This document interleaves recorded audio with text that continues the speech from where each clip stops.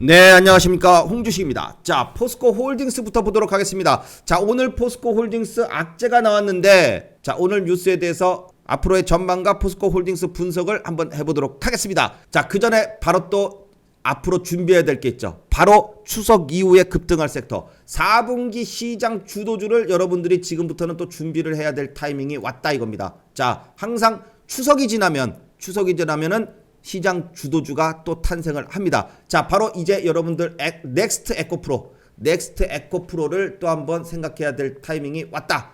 그래서 넥스트 시장 주도주를 한번 생각해 봅니다. 자, 바로 지금 여러분들이 가장 각광받고 있는 게 2차 전지죠. 근데 결국은 2차 전지는 전기차가 많이 팔려야지만 팔릴 수 있는 겁니다. 그죠? 자, 전기차가 앞으로 많이 팔릴 수밖에 없다는 것은 아십니다. 자, 결국 여러분들도요, 전기차 보급률이 지금 2020년, 21년, 22년, 23년, 자, 3년 사이에 지금 계속해서 지금 보급률이 이렇게 늘어나고 있는데, 그렇죠? 보급률이 늘어나고 있는데, 결국은 5년, 10년 지나면은 결국 여러분들도 다 집집마다 전기차가 정말 있을 수밖에 없는 그런 시절이 결국은 옵니다. 맞죠? 자, 여러분, 애플 있죠? 애플이 전 세계 최고의 주식이 됐었습니다. 그쵸? 그런데 10년 전에는 애플이 최고의 주식이었습니까? 아니죠. 자, 왜냐? 그때 아이폰이 10몇 년 전에 처음 나왔어요. 그러면 아이폰이 처음 1편이 나왔을 때 반응이 시지부진했어요. 그러다가 2편, 3편 나오니까 우와, 좋다 하면서 점점 주가가 올라가지고 애플이 최고의 주식이 됐듯이 전기차 관련된 부분들도 어때요? 결국 지금 애플 1 나왔을 때의 모습이에요. 전기차가. 예. 앞으로 전기차가 점점 더 발전을 하고 더 성장을 하고 이렇게 되는 게 결국 뭐예요? 4차 산업의 핵심으로 전기차를 꼽는 이유가 바로 여기에 있습니다. 자, 세상에 없던 게 나왔으니까. 스마트폰이 세상에 없던 게 나와서 스마트폰이잖아요. 자, 에디슨. 자, 여기서 뉴턴, 에디슨. 다음에 스티브 잡스라고 하더라고요. 그만큼 전기 다음에 스마트폰의 발명이 그만큼 획기적인 거다. 그러면 그 다음에는 뭐예요? 전기차예요. 전기차. 예.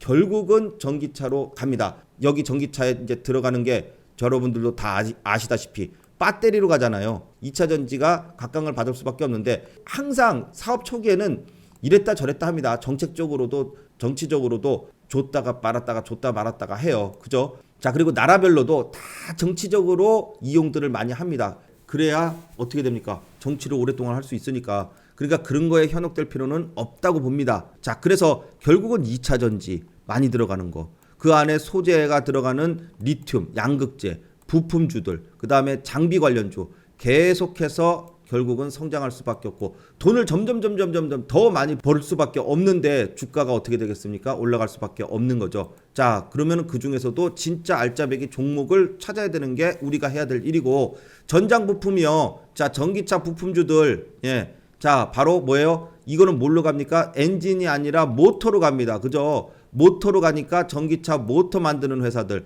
그 다음에 여기에 또 커다란 디스플레이가 들어가요. 그죠? 그러니까 디스플레이 관련된 종목들. 결국 이 차가요. 아이오닉 5 있죠? 여러분, 예, 현대자동차의 아이오닉 5가 소나타보다도 예, 30%가 더 무겁습니다. 차체는 크기는 비슷한데 30%가 더 무거워요. 그러니까 어떻게 해야 돼요? 배터리가 오래 가려면은 차가 가벼워야 되잖아요. 자, 그래서 뭐가 필요해요? 차량 경량화가 필요한 거예요. 결국 차량 경량화 관련주들은요, 갈 수밖에 없고요. 그렇다 그래가지고 요즘 보면은 타이어도 전기차용 타이어가 따로 선전하죠. 자, 그만큼 전기차 관련된 부품들이 각광을 받고 있을 수밖에 없다. 자, 여기에 전기차 충전 인프라가 돼야 충전소가 여러 개가 되고 그 관련된 인프라가 구축이 돼야지 누구나 불편하지 않고 전기차를 이용을 할 수 있잖아요. 그래서 전기차 충전소 관련주들도 올라갈 수밖에 없는 거죠. 자, 결국은 전기차를 만드는데 궁극적인 목적은 뭐라 그랬어요? 자, 바로 테슬라의 일론 머스크 회장이 딱 그랬어요. 결국은 자율주행차로 가는 거라고. 자, 그럴 수밖에 없겠죠. 자, 전기차 다음이 자율주행차로 간다 그러면은 현대자동차에서도 얼마 전에 80km를 가는 데에 자율주행차로 간다. 자, 이렇게 해서 예, 세계 최초로 80km 갈 때의 자율주행차를 상용화시키겠다 이렇게 얘기가 나왔습니다. 자, 자율주행차가 전기차하고는 뗄래야 뗄 수가 없는 관계가 됐죠. 그래서 이 자율주행차 관련주인 카메라 모듈, 렌즈 관련주들이요. 자, 그리고 ADAS 같은 첨단 장치를 만드는 회사들이요. 자, 그리고 삼성전자에서도 차세대 먹거리로 지금 뭐를 하고 있어요? 자, 바로 전기차에 들어가는 반도체, 시스템 반도체, AI 반도체를 만들어서 차량용 반도체를 납품을 하고 있습니다. 자, 그러게 전기차에만 2만 개 이상의 반도체가 들어갑니다. 자, 지금 스마트폰 이제 안 팔리기 시작했어요. 반도체, 컴퓨터라든지 핸드폰 한번 사면은 한 3, 4년씩 안 바꿔요. 그러면은 어떻게 해요? 전기차로 가는 거예요. 그래서 삼성전자도 테슬라, 예, 일론 머스크 만나서 뭐라고 합니까? 테슬라 일론 머스크가 이재용 회장한테 자, 우리한테 차량용 반도체 좀 만들어 주시오. 오케이. 이렇게 되면서 삼성전자가 또 한번 삼성전자도 반도체, AI 반도체, 바로 차량용 반도체에 좀 더 힘을 실게 됐다. 자, 이렇게 되면서 결국은 여기에 로봇 있죠. 로봇 관련주. 자, 로봇 관련주도 감속기가 핵심이지요. 그럼 이 감속기가 결국은 어디에 들어가는 거예요? 전기차에 들어가는 구동 능력입니다. 자, 로봇 관련주, 그 다음에 로봇 관련주가 가면 결국 뭐가 가요? AI 관련주가 있죠. AI 관련주들 결국은 자율주행차하고 연결되어 있는 게 AI.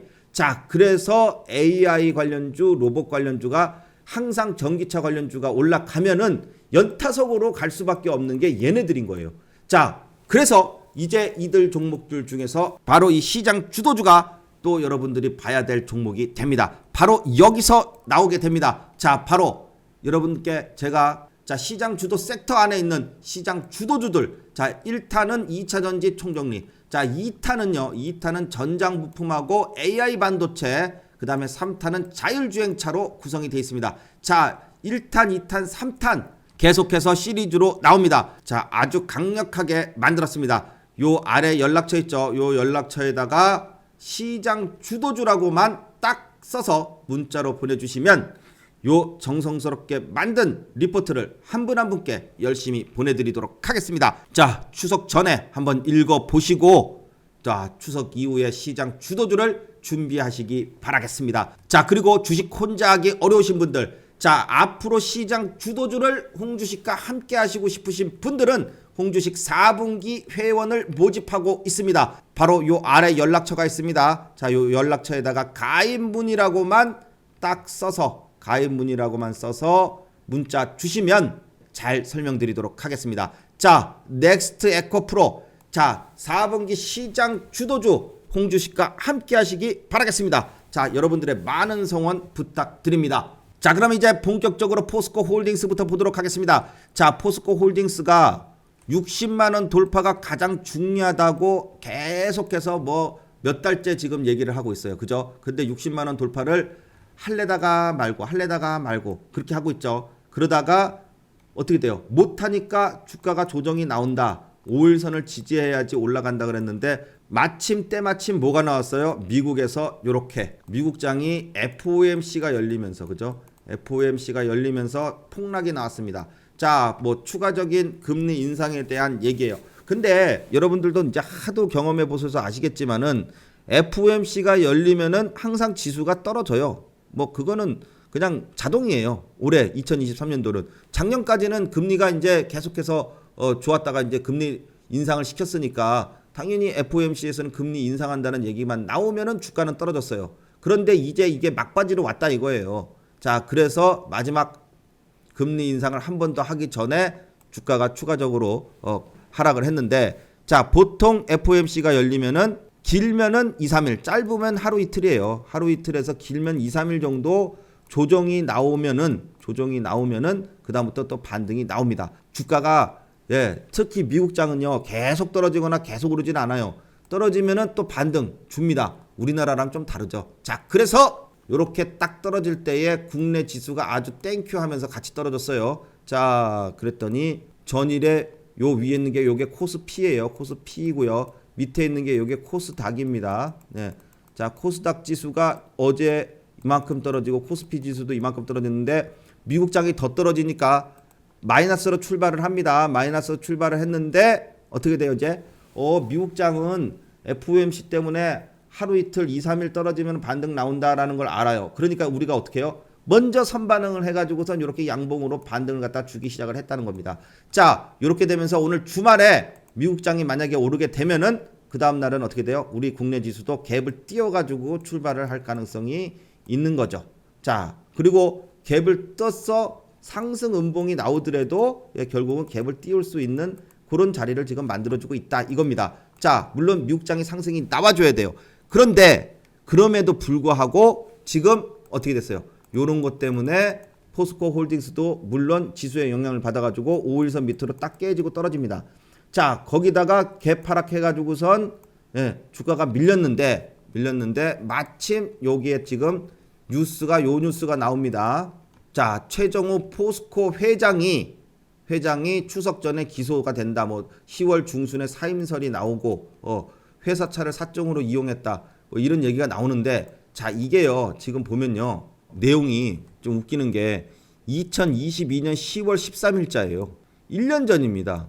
1년 전에 뉴스가 1년 전에 있었던 일이 자, 뭐 보도 약 1년 만에 재판을 할 것으로 보인다. 뭐 이렇게 해가지고선 보인다 하면서 쭉 얘기가 나오는데 자, 이거 나오는데 이 얘기가 정말 악재라면 왜 지금에 와가지고 얘기를 냈고 그 악재라면은 주가가 정말 많이 떨어져야 되는데 그죠?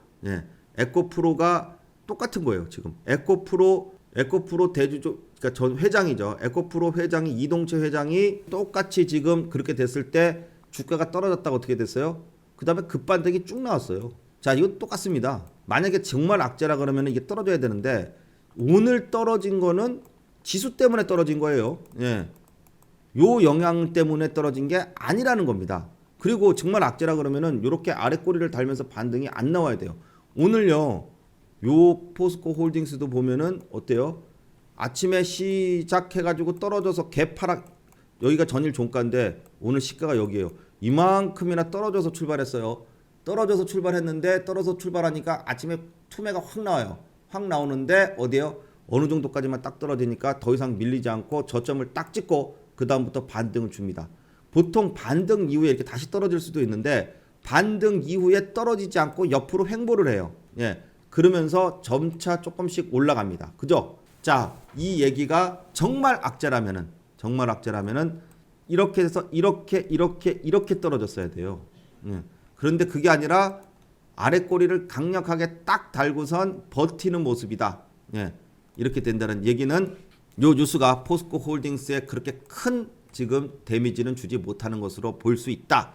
이렇게 딱 됩니다. 자, 만약에 요것 때문에 포스코 홀딩스가 주가가 조정을 만약에 받는다 그러면은 어떻게 되겠습니까?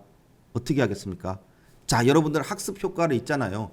에코프로에서 이동재 회장이 짠 이렇게 됐을 때 리스크가 생겼을 때 주가가 내렸다가 이동재 회장 끝 딱 이렇게 되니까 그다음부터 어떻게 됐어요? 주가 급반등해가지고 쭉 올라갔죠. 맞죠?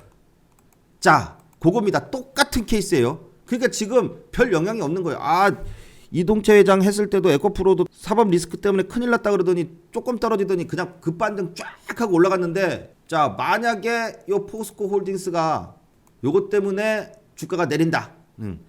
회장 때문에 주가가 내린다. 그러면 어떻게 돼요? 땡큐 베르마치예요. 떨어지면은. 그러면은 저점에서 확 담아가지고 또 한번 멋진 반등이 나올 수 있는 그런 반등의 포인트가 될 것이다. 요겁니다. 아셨죠? 자, 그러니까 어떻게 해요? 걱정하지 않으셔도 됩니다. 떨어져도 반등이 나오고. 근데 오늘 지금 뉴스가 어제 나왔어요. 어제 나왔는데 오늘 아래꼬리 다는 걸로 봐서는 별 영향 없다. 그냥 지수의 흐름하고 지금 같이 가고 있다. 이렇게 보시면 되겠습니다.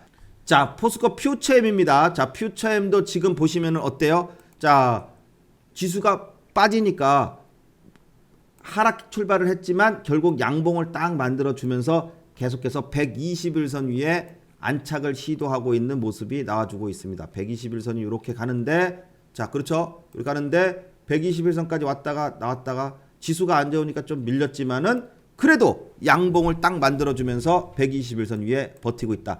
이제 예, 5일선이 또 이렇게 다 밀집을 시키고 있어요. 그래서 요 다시 40만 원 위로 또 이렇게 복귀가 나옵니다. 자, 왔다 갔다 하더라도 어쨌든 40만 원 전후로 해서 지지를 보이고 있으면 여기서 중요한 게 뭡니까? 뭐가 내려옵니까? 이렇게 21선이 지금 여기서 이렇게 내려오고 있다는 거예요. 21선이 이렇게 내려오고 있으면 주가가 요 안에서 40만 원 전후에서 왔다 갔다 하고 있다가 20만 원 위로 이격을 줄여놓고선 20만 원 위로 안착이 나오면은 추가적인 반등이 나올 수 있는 거예요. 자, 그래서 1차적으로는 요 40만 원 위에 복귀. 자, 요거는 금방 나올 거고요. 그 다음에 횡보가 나오면은 21선이 내려오면서 21선 위에 돌파. 자, 21선 돌파하면 그 다음 자리는 44만 원이고요. 그 다음 자리는 47만 원입니다. 자, 그래서 이런 식으로 단계별로 올라가서 47만 원까지의 반등이 1차적인 목표예요. 왜냐? 지난번에 47만 원까지 갔다가 내렸으니까 다시 47만 원까지는 간다 이거예요. 그리고 나서 47만 원을 돌파했을 때가 진짜 큰 상승이 나올 수 있는 그런 자리가 된다. 자, 그래서 그렇게 되기 위해서는 어떻게 돼요? 횡보가 길어야 돼요. 횡보가 어느 정도 길어져야 추가적인 반등이 나올 수 있다. 자, 이렇게 되면서 포스코 퓨처엠도 지금은 어때요? 지금은 떨어질 만큼 떨어져서 횡보를 해야 될 때, 자, 그래서 빨리 안 올라간다고 걱정할 게 아니라 횡보가 길어진다는 것은 그만큼 나중에 또 한번 큰 상승을 할 수 있는 그런 자리를 만들어주고 있다. 이렇게 보시면 되겠습니다. 자, 그렇게 해서 오늘도 역시 어려운 장에 매매하시고 잘 버티시느라고 고생 많으셨습니다. 수고하셨습니다. 자, 오늘 영상은 여기까지 하겠습니다. 다음 시간에 또 좋은 내용으로 찾아뵙겠습니다. 감사합니다.